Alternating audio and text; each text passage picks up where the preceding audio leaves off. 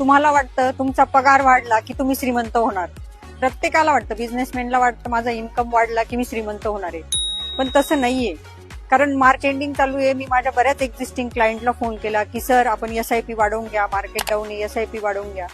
आणि ते म्हणतात की आमची आता इन्क्रीमेंट होईल मॅडम, मग आपण एसआयपी वाढवू. हे गेल्या 2-3 वर्षापासून ते करताय. मार्च एंडिंग नंतर फोन केला की ते मला सांगतील की मॅडम मी ही गोष्ट घेतली आहे, त्याचा ईएमआय सुरू झालाय, मी हे परचेस केलं त्याचं पेमेंट करायचंय. म्हणजे आपण काय करतो, इन्कम वाढला की सगळ्यात आधी खर्चाचा विचार करतो. पण त्याच्याऐवजी आपण गुंतवणुकीचा जर विचार केला, वाढलेली अमाऊंट आहे, मागच्या महिन्यापर्यंत ते पैसे तुमच्याकडे येतच नव्हते, काही दिवस असं समजा की ते पैसे येतच नाहीये, आणि वाढलेली इन्क्रीमेंट झालेला जेवढा पण तुमची सॅलरी आहे, जेवढा इन्कम आहे तेवढा इन्व्हेस्ट करा.